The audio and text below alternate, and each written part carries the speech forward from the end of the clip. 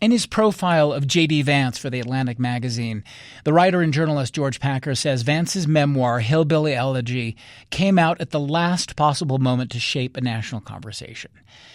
Now, it's hard to know exactly what Vance wanted to do with the book. He hadn't yet decided to run for office, but Packer says he had risen from family chaos and Midwestern decline to the elite world of liberal academia, and he had come out of it all with a voice perfectly tuned to moderate conservatism. But Vance was also a striver, someone who knew how to read the moment and shape himself to fit it. Packer says this ability to socialize himself into new beliefs has been a pattern throughout his career.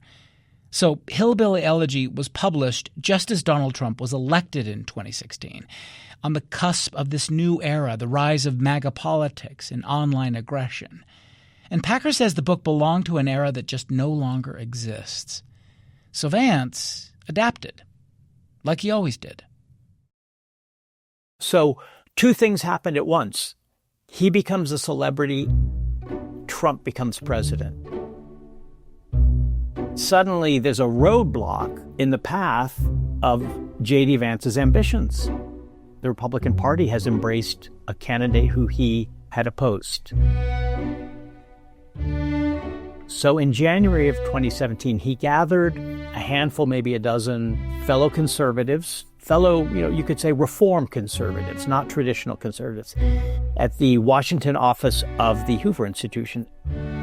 And essentially, the topic was the future of J.D. Vance in the Trump presidency and how he could have a future, and whether there was anything in Trump's populism that could be salvaged, that could become part of J.D. Vance's politics.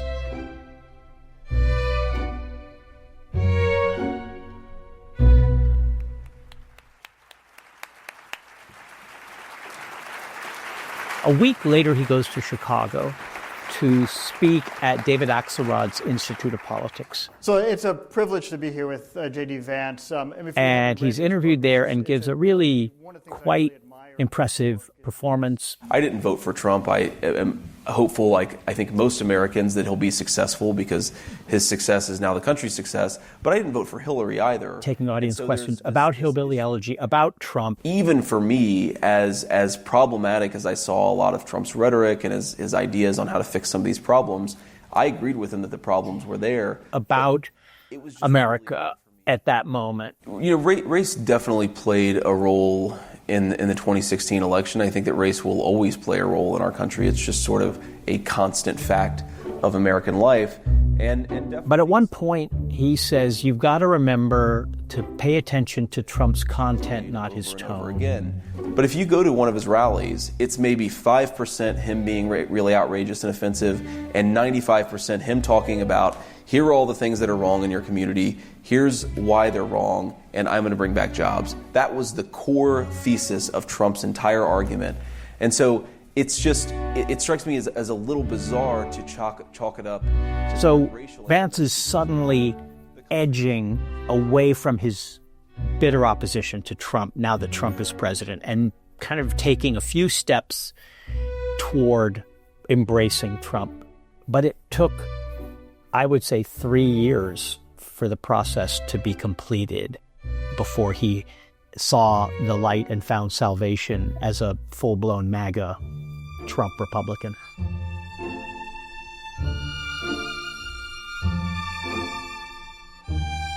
I mean, one version would be it's utterly cynical. He sees that he has no future in politics except with Trump. And I have no doubt there's a pretty strong dose of that. But I don't know that people's minds work quite that way, quite so simply. And it would be possible to say, well, maybe Vance was saying to himself, my own people voted for this guy.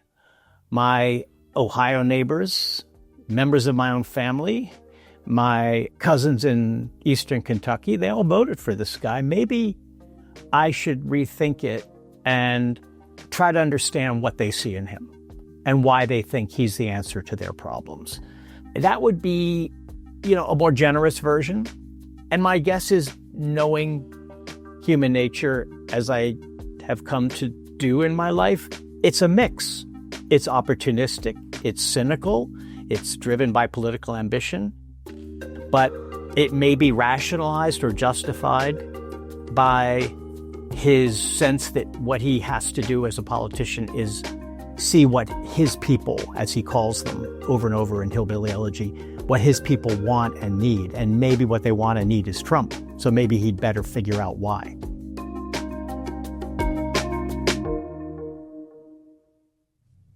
This is Radio West. I'm Doug Fabrizio.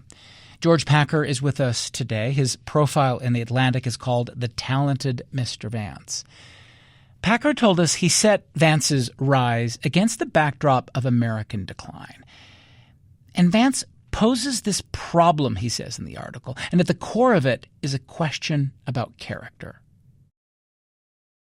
Yeah, the question about Vance is, what does he really believe in? Who is he? What is at his core?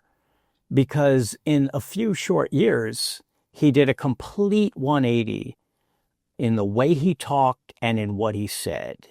He went in 2016 as the author of Hillbilly Elegy from being a thoughtful, rather soft-spoken, nuanced, and I would say very appealing writer, thinker, speaker who had a complex view of America's social problems and who thought Donald Trump was absolutely not the solution. In fact, he was, as he put it, cultural heroin for the white working class. 4 years later, an absolutely vituperative, extreme MAGA Republican who went beyond even Trump in some of the things he was willing to say. So what happened there? How are we to judge him? And there are different ways. And I think in the piece, I've tried to give him as much of a benefit of the doubt as a fair-minded person could. And yet I still have to convict him of a pretty profound self-betrayal. It's interesting. You say that question about his character is probably unanswerable, despite, as you say, the conviction you offer in the piece. But why do you think unanswerable? Is it just the obvious answer because none of us can see into anyone else's heart? Or is it that you just couldn't find enough clues that gave you a sense of exactly what the answer might be to his motives? Well, it might have helped if he'd been willing to talk to me, which he wasn't, because Right. I would have tried to talk to him in a way that didn't convict him, but that tried to understand him, but he didn't want that. No, I think it's the unknowability, the real jumble of motives that drive people who are in public like J.D. Vance, who may well have a strong impulse toward opportunism because they're ambitious, but who quickly justify it to themselves and to the world and come to believe the justification. I mean, very few people can be consciously, persistently false about themselves. And instead, they begin to change and believe that perhaps they were this way all along and everyone else has changed and they've just been true to themselves. I think that's likelier how someone like Vance thinks about his about face, but it is the kind of the mystery of him. But what I tried to do with the piece was to show how the mystery of J.D. Vance is more a story about what's happened to this country. I see him as like the protagonist of a novel about the last quarter century of American life. And it's not a very pretty picture. I think that it's interesting he wouldn't speak with you. And I mean, he's grappled with others who have raised questions about his motives. I'm sure he knows your work, obviously. I'm sure he respects your insights. And it made me wonder just why you think he didn't want to talk. What was your pitch like? How did you describe what you wanted to talk about? And I don't know, what kind of response did you get? Did you get a response directly from him? Did you get it from his people? Like, what was that part like? I got a sort of, we'll think about it from his press secretary, and then there never was a definitive response. And I kept trying, and there kept being a non-definitive response. And finally, I understood that that was the response, which was no. The pitch was, you say you're a post-liberal populist. What does that mean to you? What writers have you been influenced by?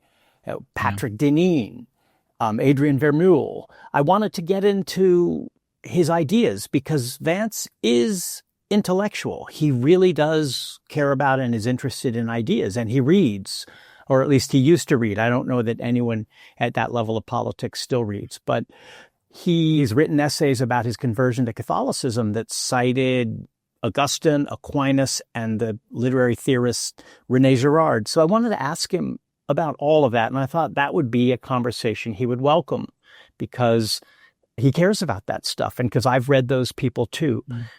But the non-answer was no, because at this point in his career, Vance has nothing to gain from talking to me and perhaps something to lose.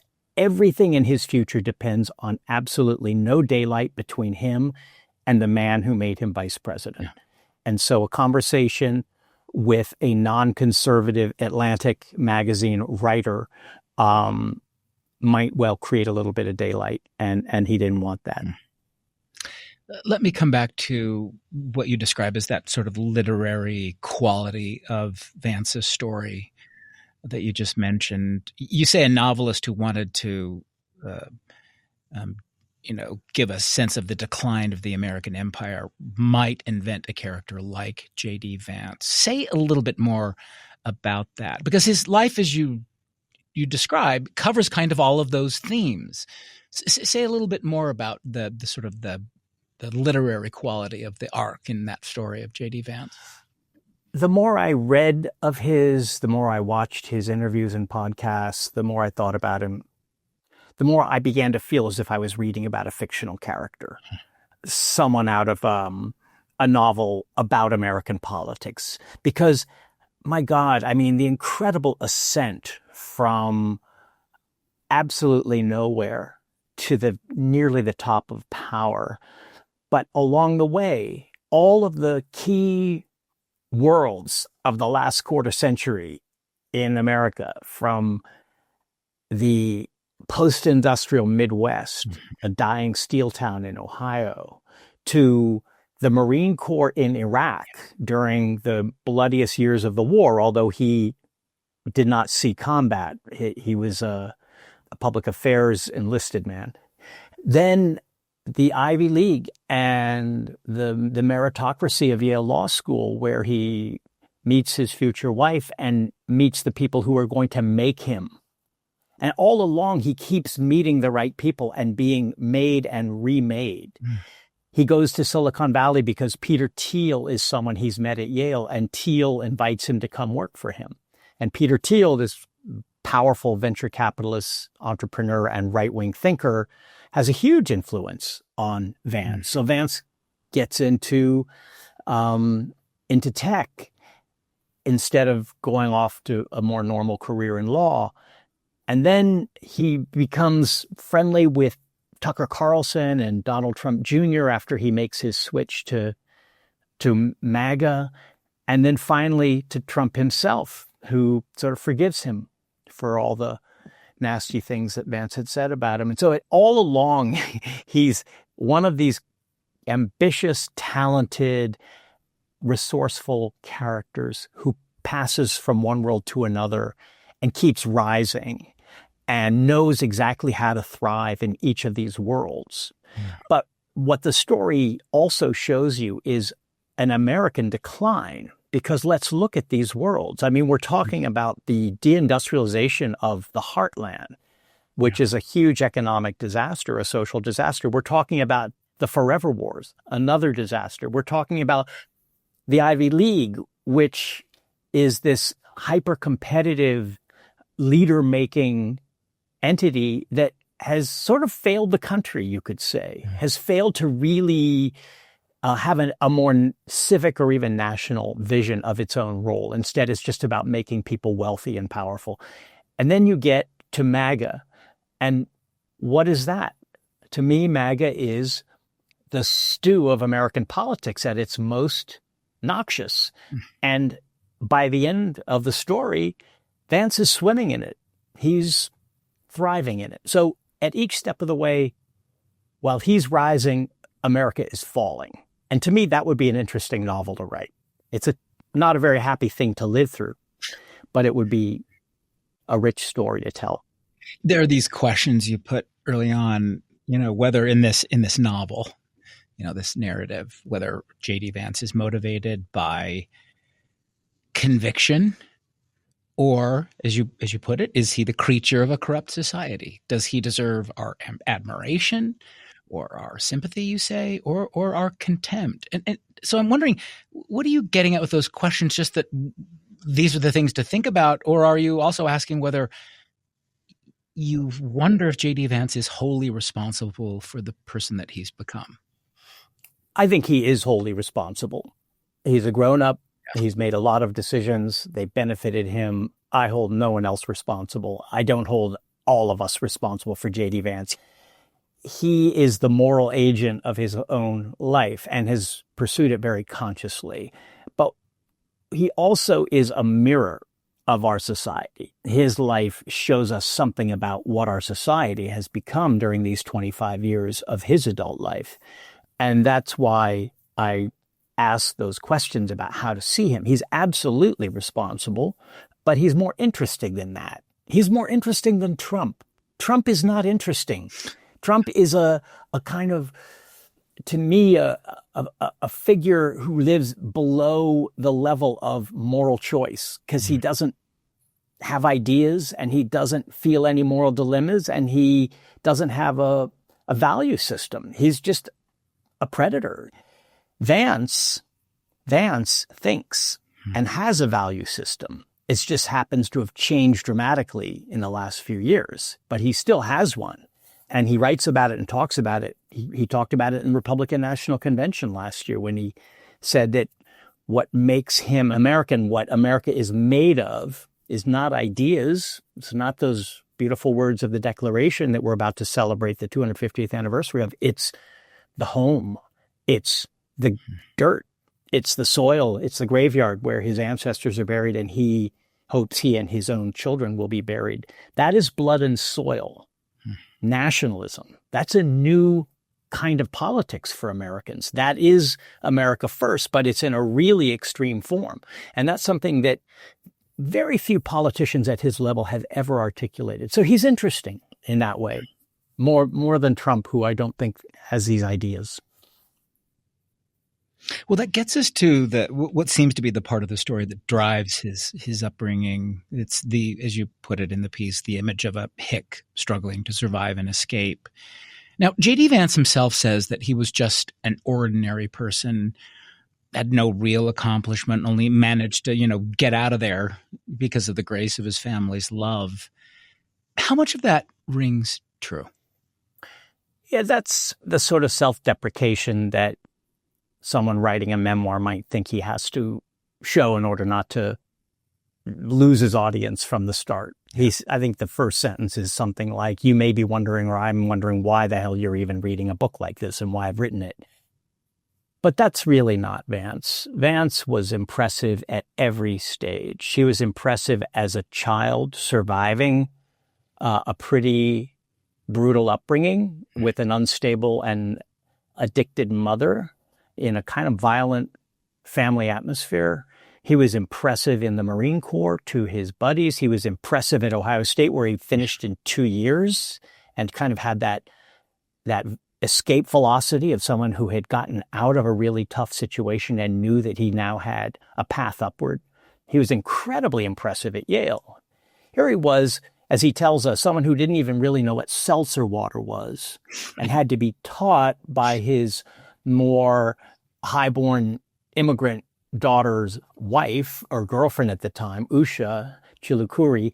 She had to give him kind of a guidebook to how to survive at Yale. Yeah. He didn't really need it because he was making friends and impressing people and speaking out in class and raising his hand, and not a great student, but a popular student, charismatic, someone who immediately people around him who'd gone to Harvard and Yale thought this guy's going somewhere. So no, he wasn't just a kind of average hick who got some lucky breaks. He was and is a really talented thinker, writer, user of language, speaker, and networker. I think the main thing he got out of Yale was learning how to network at the highest levels through the professors he met, through his girlfriend, through his job interviews, et cetera, and through Peter Thiel, who we met at a talk that Thiel gave at Yale. So, Vance is not going to get away with telling us that if he can make it, anyone can make it, and it would just happen to be him, because most people are not J.D. Vance.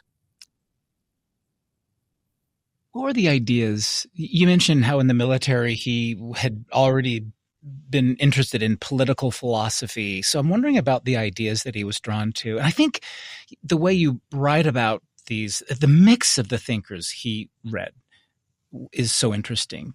Considers himself a conservative, but is also drawn to Christopher Hitchens. That was striking, and Ayn Rand and the new atheists. Let me sort of key in on what he seems to be getting at with his interest, momentary interest anyway, in libertarianism and atheism, because you write that his ability to socialize himself into these new beliefs set a pattern for his career. Does that say that he was inquisitive and interesting, or he was just looking for a way in, to be with the cool kids, to be with in the culture that was where he would be relevant and well thought of? I think he wanted to adapt to this new world that for him was sort of the last station, the meritocracy. It turned out not to be the last station. But when he got into Yale Law School, it seemed like it's clear sailing from here on. He wanted to adapt. He wanted to be accepted. And it's not just a matter of imitation. It's not an easy matter. It takes a lot of talent to not to mimic it, but to embrace it and to make it your own, which he did. So in a sense, he became an elite. And that's no easy thing for someone from his origins. I said in the piece that the route from his wife's parents' home in South India to Yale is shorter and more direct than from Eastern Kentucky or Southwestern Ohio. He was a long way away, and it shows you something about the incredible divide in America between the elite educated class and the less educated non-elite class. He made that leap, and it's a chasm. And again, I have to say it takes a certain talent and ambition and drive to be able to do it, and he did, but it wasn't the last one he did. George Packer. He's a staff writer for The Atlantic. His article, The Talented Mr. Vance, appears in this month's edition of the magazine. We'll put a link to it on our website, radiowest.org. We'll take a break, come back in a moment. You're listening to Radio West.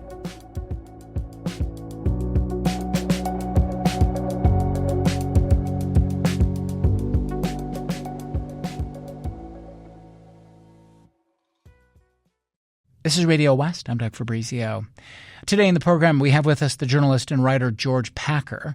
We're talking about his profile of J.D. Vance in The Atlantic. Packer traces Vance's life story, and he uses it as a kind of allegory for American character. He tries to explain Vance's intellectual and moral evolution from a centrist idealist to a hardline political figure with complete loyalty to Donald Trump. I think it's interesting that you mentioned that he kept his dark experiences growing up in working class. He kept those experiences for a while to himself. Stories of his abusive mother and all of that. Why do you figure? Do you think he didn't intend? I'm so interested in how that turns into a book eventually, how it becomes a memoir. Why he's keeping that to himself in those early days? Well, that's a hard question. And some of your listeners may be saying, how do you know any of this? Well, one way I know some of this is he has left such a voluminous record of his own thoughts. Right. Vance has never stopped talking and writing about himself. So there's a great deal of material to try to sift through to understand the questions that you're asking. I mean, it's easy to imagine that it's painful. It's shameful, perhaps, in his mind. It's just, he doesn't see it as a way to get sympathy. He sees it as or maybe he doesn't want to get sympathy. He wants to be accepted for his strengths and not for the tragedies he's endured.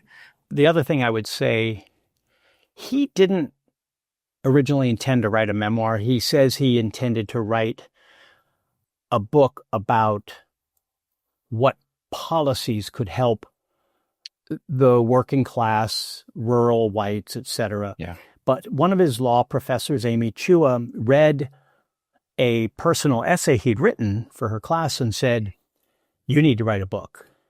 So he set out on her instructions, her urging to write a book, and that became Hillbilly Elegy. What's it like to go back and read Hillbilly Elegy now? You say it can be disorienting. Yeah, completely disorienting. Because, I read it in 2016, along with hundreds of thousands of others. And then I sort of forgot about J.D. Vance for a few years, and then he began to reappear in a very different form, sounding very different, as the one who people now know. It's the one who talks about childless cat ladies and makes up stories about Haitian immigrants eating people's pets and gets in the face of President Zelensky in the Oval Office, an aggressive, sort of mocking, and not, to me, not very appealing J.D. Vance. And so to go back to Hillbilly Elegy, it's honest, brutally honest. It's well written. It's thoughtful. It doesn't have any simple answers. Every time he seems about to come up with some sort of final revelation or answer for his own or his family's or his community's problems, he complicates it. Mm-hmm. And it's modest. It's modest. Yeah. There's nothing aggressive about it. So it's a really strange return to someone I had forgotten. And it shows you how far he has come since the year that he published that book. The way you put it in your piece is that the book's nuanced analysis and policy ideas might well make Vice President Vance wretch. Yeah. He's just not recognizable in that same way. Yeah. He would say, "Oh, God, spare me your hyper-intellectual nonsense about my people. You don't know them." He would, it would be, I think it would be kind of repellent to him. It's so interesting the way Vance emerges from his experience in liberal academia with what you describe as a voice perfectly tuned to moderate conservatism. I mean, the person he backed for president in 2012 was John Huntsman Jr. I think that was who he thought he was then. I don't think it was a career move. I think he was drawn to Huntsman because Huntsman was a conservative, but he was also thoughtful and moderate and someone who looked for compromise and for true solutions to social problems and who made even Mitt Romney seem a bit extreme. So that was where Vance landed when he came out of the Ivy League. And perhaps that was the kind of conservative he was around at that time. These intellectual conservatives in Washington, D.C., who were trying to find a way to bring the Republican Party out of the dead end of George W. Bush's presidency, to sort of see social problems, questions about immigration, trade, industrialization, the environment in a more wide-lensed way, and not to be dogmatic Reagan Republicans or Bush Republicans. So that was who he was. Again, it's pretty hard to associate it with who he's become. Well, then at Yale, as you said, he hears this speech by Peter Thiel. How important was that for the J.D. Vance we would come to know? Reckon with that. How do you understand that? Well, I actually was spending quite a bit of time with Thiel at that very same moment in 2011 because I was writing a profile of Thiel for The New Yorker. So I know exactly what Thiel was saying at that talk he gave at Yale Law School. And it was essentially disrupting the complacency of his audience. He was saying, you all are fighting like hell and working so hard and competing with each other for a handful of these elite jobs, which will be meaningless to you and give you no real satisfaction and lead to very little contribution to our society. And the reason for this is we have become a stagnant society. Technology is stagnant.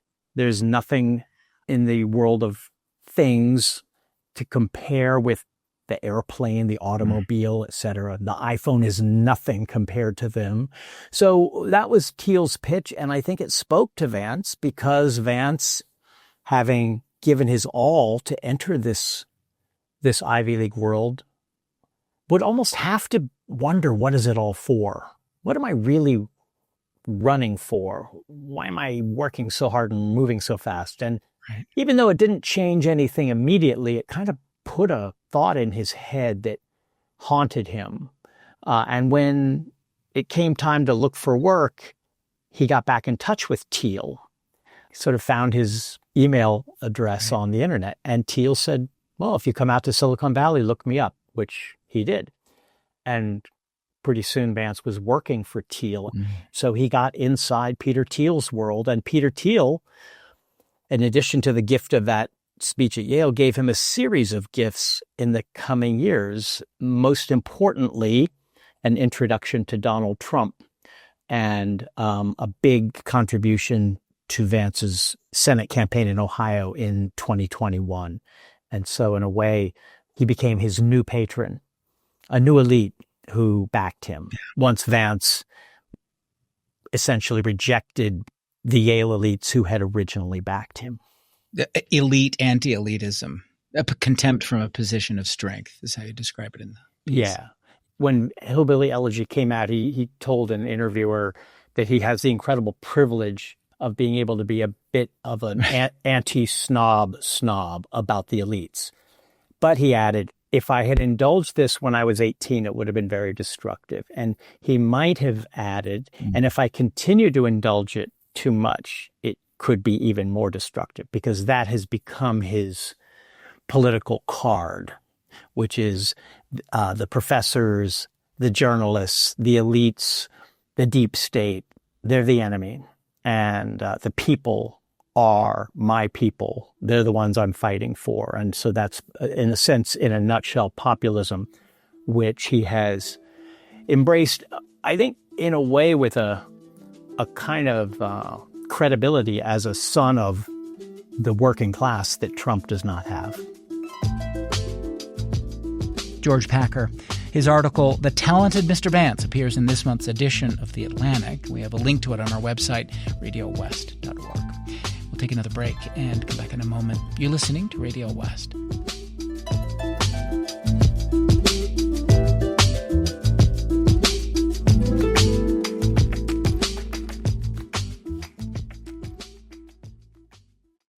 This is Radio West. I'm Doug Fabrizio.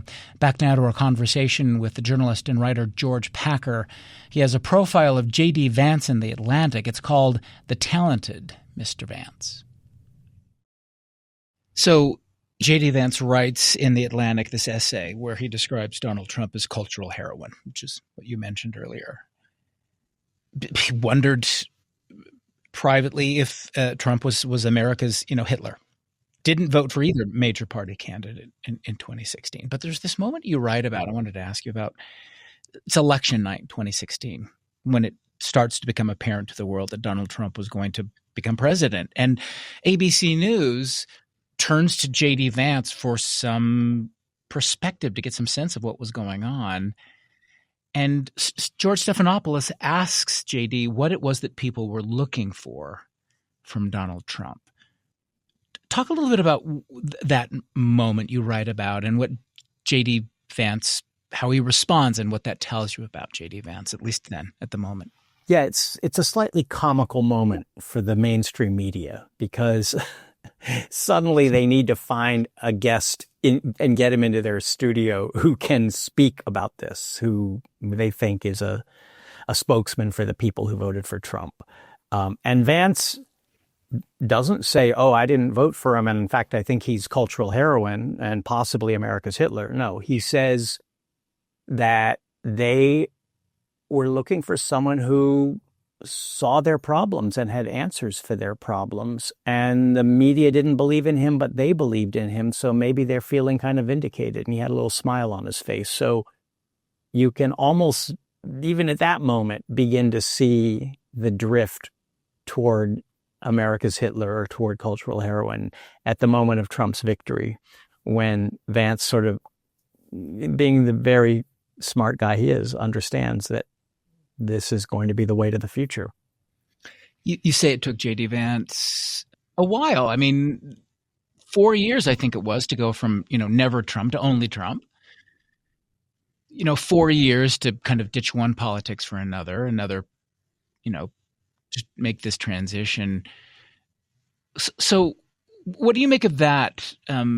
Is there, you don't identify a particular moment as a turning point. What do you make of the fact that it was gradual, that he was sort of working out the pragmatics, how it aligned with his own ambitions? I mean, what do you make of that transition period? I mean, I think it does say something about his seriousness. Lots of Republican politicians became overnight converts, maybe even instant converts, when it became clear that their career depended on Trump. I mean, the number is legion and comical. I think Vance actually cares about policy and about political ideas and wants to have a coherent political view. And so how do you get from having said that the problem of manufacturing jobs leaving the heartland is mostly a problem of automation and education, which is kind of the elite view, to, oh, it's all about our terrible trade deals and the fact that the Republican Party is ruled by rich donors who don't care about the working class.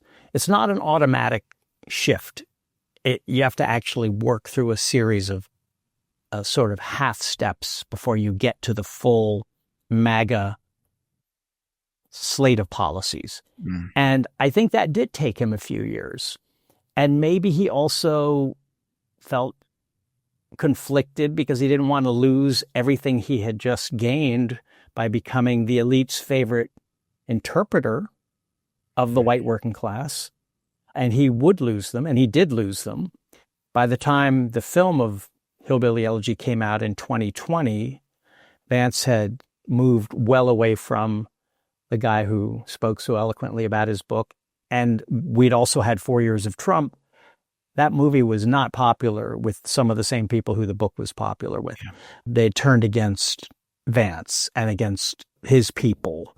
So he might have known that would happen and didn't want it to happen quite so dramatically. And so he said to someone privately in 2018, I think I might vote for Trump in 2020. And that was a shock because he had been publicly so hostile to him.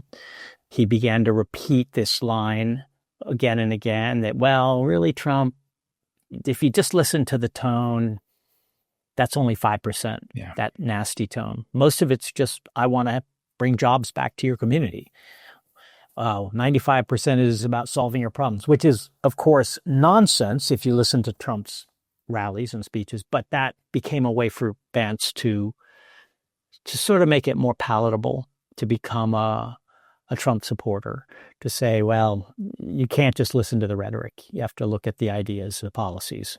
So by 2020, 2021, he had abandoned never Trumpism. He had abandoned kind of libertarian conservatism, the anti-government, low taxes conservatism, and had become a populist. And there it was, kind of a whole new politics waiting for him in the form of a lot of powerful people in media, in right-wing media.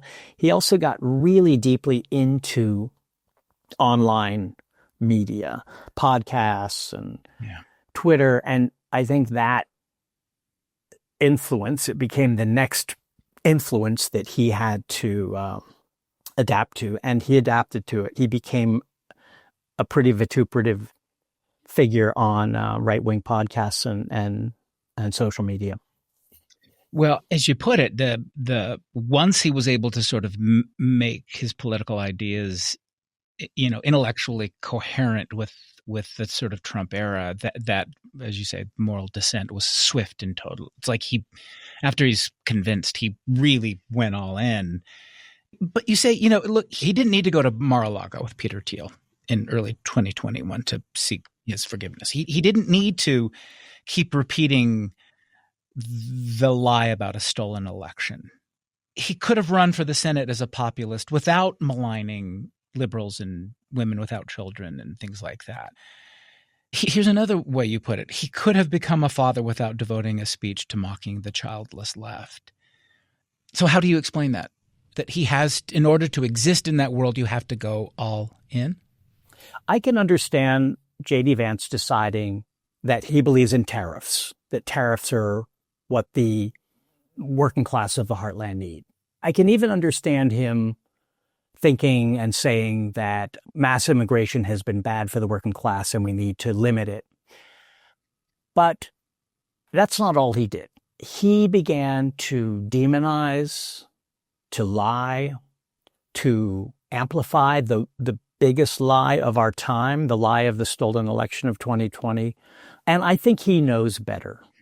That's where I can't forgive him. I think he knows better. And he did it because it was the price of admission. He had a long way to go. He had to overcome that whole history of having been hostile to Trump. And he was in a hurry. He wanted to run for the Senate in 2022. And he was not going to win without Trump. He was not all that popular in Ohio. He was behind. And then because of Thiel's introduction to Trump and then Vance's friendship with Trump Jr. and his kind of schmoozing with Tucker Carlson and other right-wing figures, Trump finally decided, okay, this is the guy. So he had to go all in to show he was, as it were, more Catholic than the Pope because he was a convert. And converts have to prove that they are for real. And so he took a header into, I think, the murkiest, most noxious waters of the far right. And at this point, I haven't seen him reemerge from it. So that's how he got Trump's backing. That's how he won the Senate race in Ohio. And it's how he became Trump's pick for vice president. So it all paid off. You write this: to succeed in the world of elites, Vance had to let himself be civilized at a psychological cost. Yeah, imagine if your girlfriend prepares weekly kind of lessons for you in how to be a part of the Ivy League world, what you should read, what you should drink, how you should talk, how you should network, go to office hours, all those things that you just don't know if you come from Middletown, Ohio. To me, that's a very heavy burden. There's something very poignant in Hillbilly Elegy about that description of how he had to be trained, he had to be instructed, how she was, quote, my Yale spirit guide. To me, that's a painful realization. And then to be able to get rid of it and to soar, to go higher than Yale could ever bring him by throwing it aside and essentially giving a middle finger to all those law professors and journalists who he had to cozy up to, and lawyers who he had been interviewing for hiring jobs in white shoe law firms, to be able to tell them all, look at me now. How do you like me? I think there's something that must be satisfying about being able to turn his back on it. I have to ask you about this, something you wrote in the piece, that Vance's political transformation, you say, is so complete that it's also physical. How has he been transformed physically? Yeah, and this is, again, where the aspiring novelist in me sees him as this character. Because you see his face in 2012 and 2016. Yeah. It's kind of chubby and fleshy. And there's this sort of guileless, blue-eyed charm in his eyes. The smile is warm. The way of speaking is a little apologetic almost, like I hope I have the right to hold the floor. He's a boy. And then if you look at him now, those eyes are kind of flat. They're still blue, but they've lost that charm. They are unsmiling. He looks like a successful man, but he doesn't seem like someone you would want to sit for an hour and listen to the way audiences did back when Hillbilly Elegy came out, because he'd be jabbing a finger, he'd be getting that taunt in his voice, he'd be saying, I'm going to get in trouble for saying this, but I'm going to say it anyway, and then he would proceed to demonize a whole group of Americans. So something changed in his face that reflects, because, you know, we do have the face we deserve. We have the face that our character deserves. And as his character became more the character that we've been discussing, his face became the face of that character. You say in the piece that with his gifts, with his intellect, with his rhetoric, that he might have been able to bring the country together. But it seems as though he didn't actually think those abilities could have worked in the current environment. I mean, he seems to have calculated the country had moved in another direction, and if he was going to be relevant, that other approach, maybe where he might have gone, just wasn't going to work. Do you think that's right?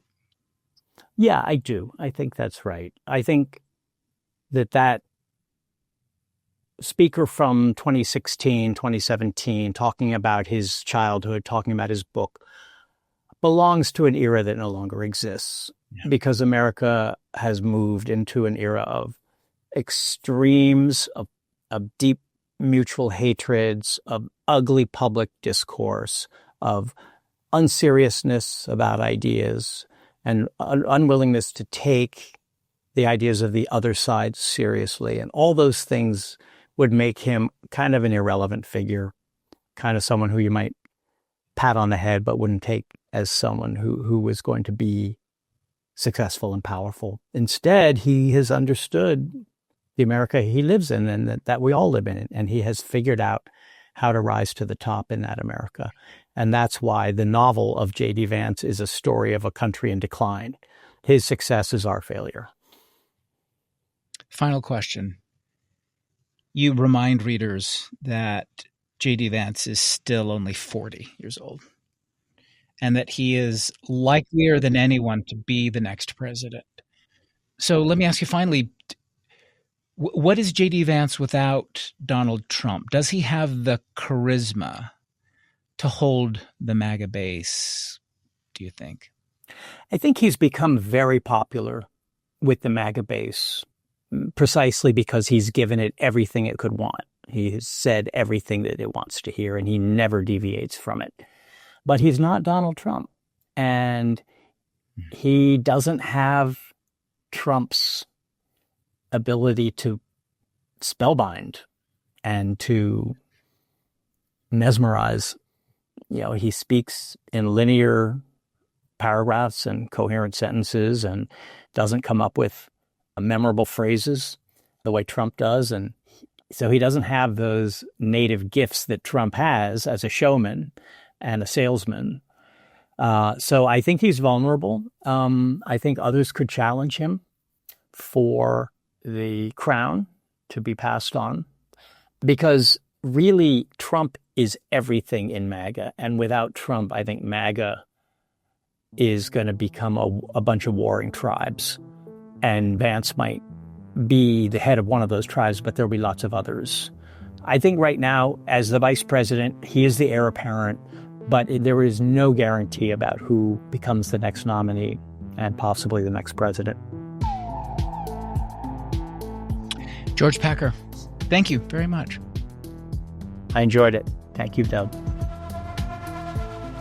George Packer, he's a staff writer for The Atlantic. You can find his article, The Talented Mr. Vance, in this month's edition of the magazine.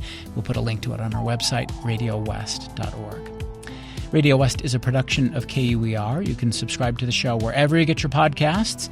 We're on YouTube at KUER 90.1. We're on Instagram at Radio West. Or you can email us at radiowest@kuer.org. The program is produced by Benjamin Bombard and Tim Slover. Kerry Watson is our executive producer. I'm Doug Fabrizio.